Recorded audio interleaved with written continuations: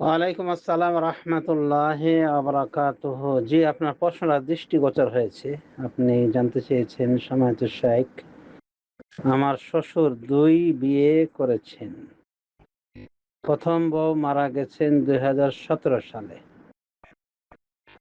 আর আমার শ্বশুরও মারা গেছেন 2015 সালে, আর 2 নাম্বার বউ বেঁচে আছেন। এখন শ্বশুরের জায়গা সম্পদের 2 আনা কি শুধু 2 নাম্বার বউ পাবে, নাকি প্রথম বউ 2 নাম্বার বউ 2 আনা সমান ভাগ করে পাবে? ইসলামিক শরীয়ত মোতাবেক কি আইন অনুযায়ী উত্তর জানাবেন। জি, শরীয়ত মোতাবেক আইন জানতে চেয়েছেন। জি, যেহেতু আপনার 2 শাশুড়ি মারা গিয়েছেন একজন, কিন্তু উনিও মারা গিয়েছেন আপনার শ্বশুর বাবার জীবদ্দশায়, কারণ আপনার স্ট্যাটাস অনুযায়ী শ্বশুর বাবা মারা গিয়েছেন 2015 সালে, আর আপনার বড় শাশুড়ি মারা গিয়েছেন 2017 সালে। তার মানে 2 বছরের ব্যবধান বলা যায়। তো যেহেতু ওই সময় বেঁচে ছিলেন আপনার ওই শাশুড়ি, কাজেই উনি অংশ পাবেন, স্বামীর অংশে তার অংশ রয়েছে। তার মানে তার প্রথম বউ, দ্বিতীয় বউ সবাই তাদের অংশ পেয়ে যাবে শরিয়া মোতাবেক, কারণ তারা বৈধ ওয়ারিস। আর ওয়ারিসটা সাধারণত হয় মানুষের মরণোত্তর, জীবিত অবস্থায় ওয়ারিস হয় না। সেই হিসাবে ওনার সন্তান সন্ততি থাকলে স্ত্রীদের ভাগ বরাদ্দ করেছেন আল্লাহ রাব্বুল আলামিন 1/8, মানে 8 ভাগের 1 ভাগ। ওই 8 ভাগের 1 ভাগটাই বাকি স্ত্রীগুলি পাবে, একজন হোক, 2 জন হোক, 3 জন হোক, 4 জন হোক। যাদেরকে রেখে সে মারা গিয়েছে এবং যাদেরকে তালাক দেয়নি, বাইন তালাক দিয়ে বিদায় করেনি এর আগে, তার মরণের আগেই, এরা সবাই 1/8 শরিক হবে এবং তারা সবাই সমান করে ভাগ করে নেবে। সেই হিসেবে আপনার 2 শাশুড়ি তাদের অংশ পাবে স্বামীর ওয়ারিস হিসেবে, মানে 1/8 পেয়ে যাবে। দুজনকে সমান করে ভাগ করে দিতে হবে, যেটা এখানে 2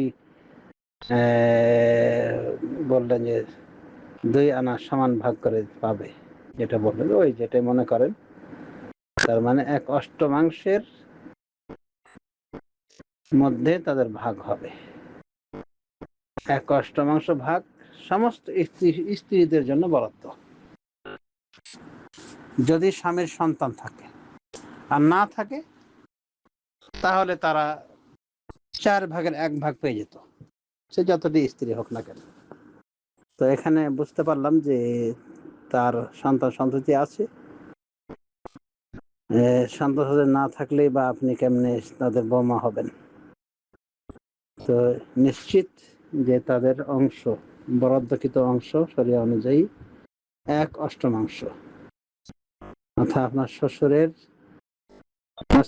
স্থাবর সমস্ত সম্পদে তাদের ভাগ রয়েছে 1/8। সুতরাং আপনার ওই শাশুড়ি মারা গেলেও ওই শাশুড়ির সন্তানরা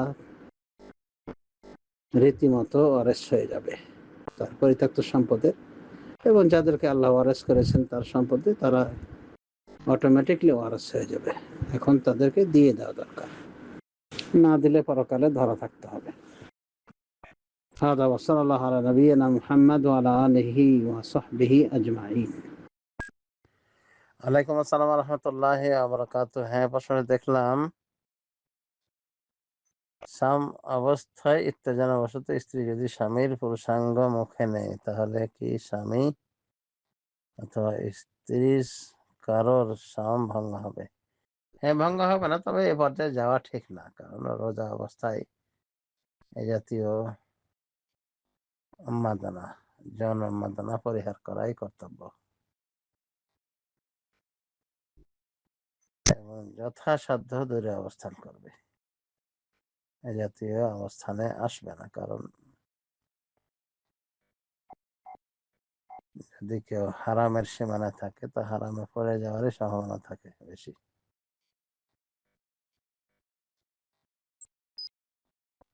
এমনটি আর করবেন না যারা এমন করেছেন। আর সাম ভাঙবে না, একমাত্র মেলামেশা যদি হয় তাহলে ভাঙবে। আর এ কারণে তো অনেক বড় কাফারা লাগবে। যদি সাম ভেঙে যায় স্বামী স্ত্রী মেলামেশার মাধ্যমে, স্বামী স্ত্রী মেলামেশা মানে ফিজিক্যালি হয়েছে, তাদের সম্পর্ক হয়েছে, শারীরিক সম্পর্ক হয়েছে পরিপূর্ণভাবে,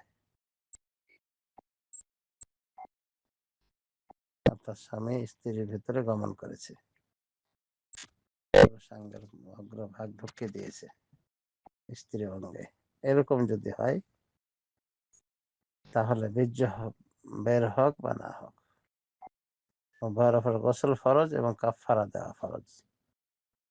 কিন্তু এমন যদি না হয়, যেমন এখানে বলা হলো লিঙ্গ নিয়ে খেলা করেছে, মুখে দিয়েছে, কিন্তু বীর্যপাত হয়নি, কোনো সমস্যা হবে না। আর এমনি যদি বীর্যপাত হয় এমন অবস্থায়, তো সেটার জন্য এরকম বিশাল এরকম বড় কাফারা বাড়তে হবে না, বরং সে আমার কাজ আদায় করতে হবে বা তোবা করতে হবে আল্লাহর কাছে।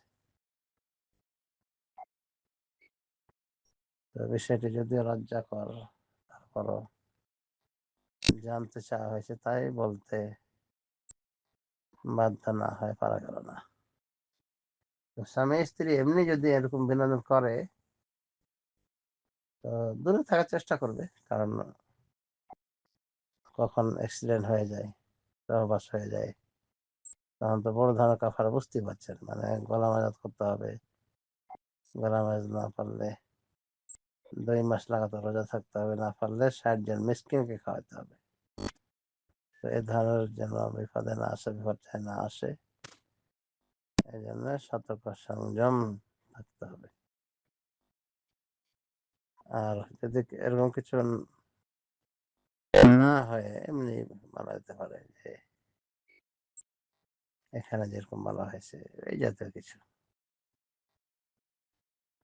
এগুলোর জন্য কোনো কাফারা নাই, কোনো কিছু নাই, আল্লাহর কাছে মাফ চেয়ে নেবে। যদি বীর্য টির্য বের হয়ে যায় এগুলো করাতে, তো অবশ্যই রোজা ভেঙে যাচ্ছে, আল্লাহর কাছে মাফ চেয়ে নেবে। কোনো কাফারা, বড় ধরনের কোনো কাফারা নাই, সে আমার কাজ আদায় করবে শুধু শুধু মাত্র স্বামী স্ত্রী মিলনের মাধ্যমে সিয়ামটা ভেঙে যায়।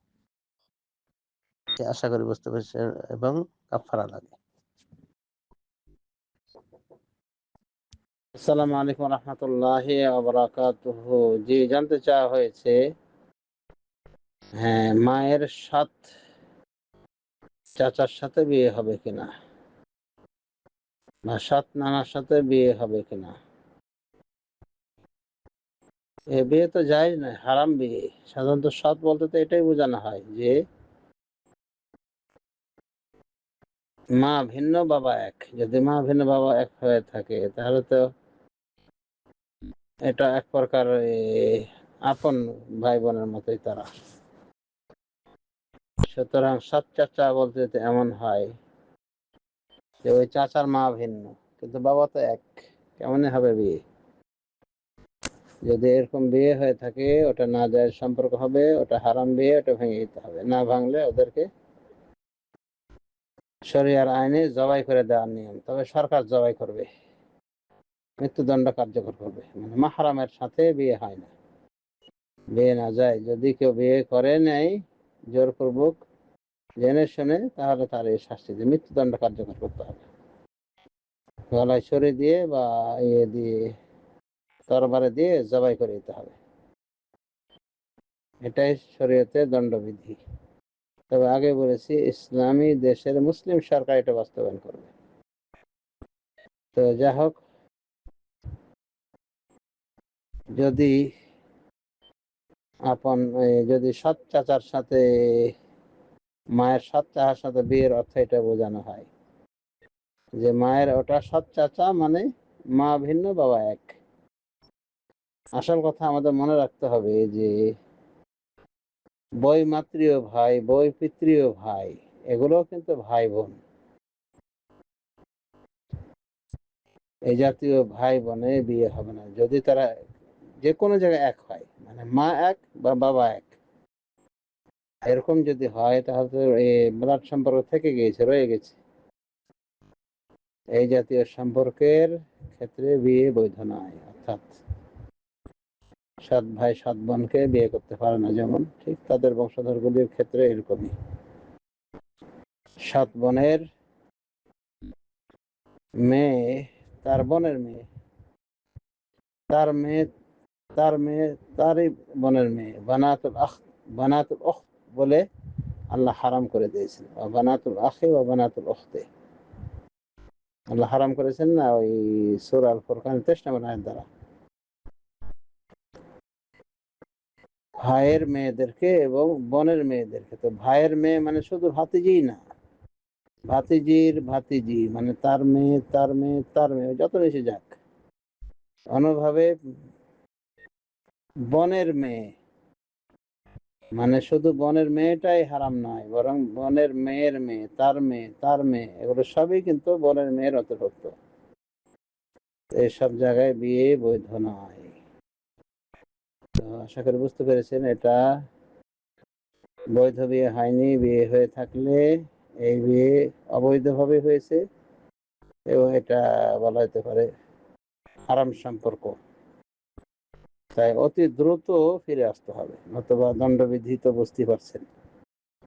দণ্ডবিধি আইনে ওদের শাস্তি কি। অতএব ব্যাপারটা খুবই জটিল। অতি দ্রুত অতি দ্রুত ব্যবস্থা নেওয়া উচিত এবং তাদের পৃথক হয়ে যাওয়া উচিত, বা না মানলে পিটিয়ে পৃথক করা উচিত। আল্লাহ নবী মুহাম্মদ। ওয়ালাইকুম আসসালাম ওয়া রাহমাতুল্লাহি ওয়া বারাকাতুহু। জি, জানাজায় সানা পড়ার সঠিক কোনো দলিল পাওয়া যায় না, বিশেষ করে রাসূলুল্লাহ সাল্লাল্লাহু আলাইহি সাল্লাম থেকে মোটেও প্রমাণিত নয়। মানে যেটা প্রমাণিত কথা সেটা হলো ইবনে আব্বাস রাদিয়াল্লাহু আনহু যেটা বলেছেন যে উনি এক সময় জানাজায় সূরা ফাতিহা সরবে পড়ার পরে উনি বলেছেন, এটা এজন্য করলাম যাতে তোমরা জেনে নাও যে এটা সুন্নাহ। মানে জানাজায় সূরা ফাতিহা পড়াটা কি সুন্নাহ, রাসূল সাল্লাল্লাহু আলাইহি ওয়াসাল্লামের তরিকা। তো সুস্পষ্ট হাদিস দ্বারা যা প্রমাণিত তা হলো এই যে সূরা ফাতিহা পড়বে বিসমিল্লাহ সহ, এরপরে ছোট্ট একটা সূরা পড়লে পড়তে পারে, বা একটা আয়াত, বড় ধরনের মোটামুটি মাঝারি ধরনের আয়াত, বা 3টি আয়াত পড়লে হবে, ছোট সূরা। এক কথায় শর্টের উপর পড়বে, বেশি লম্বা সূরা ধরবে না বা লম্বা আয়াতও ধরবে না। আর সূরা ফাতিহা দিয়েই যথেষ্ট। তো প্রথম তাকবীর দিয়ে সূরা ফাতিহা, আউযু বিল্লাহি মিনাশ শাইতানির রাজিম, দ্বিতীয় তাকবীর দিয়ে দরুদ ইব্রাহিম, যদিও এটা সংক্ষিপ্ত আকারে পড়া হয়, যেমন আল্লাহুম্মা সাল্লি ওয়া সাল্লিম আলা নাবিয়িনা মুহাম্মদ বা আল্লাহুম্মা সাল্লি আলা মুহাম্মদ ওয়া আলা আলি মুহাম্মদ। পরে যেটা বললাম অর্থাৎ আল্লাহুম্মা সাল্লি আলা মুহাম্মদ ওয়া আলা আলি মুহাম্মদ, এটা ডাইরেক্ট রাসূলুল্লাহ সাল্লাল্লাহু আলাইহি ওয়াসাল্লাম থেকে প্রমাণিত। এটিও মানে তার শেখানো দরুদ, যা সুনান নাসাঈর 1292 নম্বর হাদিস হিসেবে এসেছে। তো এইভাবে সংক্ষেপ দরুদ পড়তে পারে, কিন্তু দরুদ পড়বে অবশ্যই পড়ার চেষ্টা করবে। দ্বিতীয় তাকবীর পড়ার পর দরুদ পড়বে। তৃতীয় তাকবীর পড়ার পরে মৃত্যুবাসীর জন্য দোয়া করবে, যে দোয়াগুলি হাদিসে বর্ণিত হয়েছে সেগুলি দোয়া সিলেক্ট করে পড়ার চেষ্টা করবে। একান্তই না জানলে নিজের ভাষাতে মাইয়াতের জন্য রহমতের এবং মাগফিরাতের জন্য দোয়া করবে। চতুর্থ তাকবীর দিয়ে ডান দিকে সালাম ফিরবে। এটা সহিহ হাদিসে প্রমাণিত এবং বেশি বিশুদ্ধ। সাহাবদের আমল এর উপর বেশি রয়েছে। ডানে বামে উভয় দিকে সালাম ফিরতে পারে, এই মর্ম কিছু হাদিস রয়েছে। শেখ আলবানী বলেন দুটাই বিশুদ্ধ, যদিও বেশি উত্তম হলো একদিকে সালাম ফেরা, ডান দিকে সালাম ফেরা। আর তাকবীরে তাহরিমা বাদ দিয়ে বাকি তাকবীরগুলোতে হাত ওঠা না ওঠা সমান।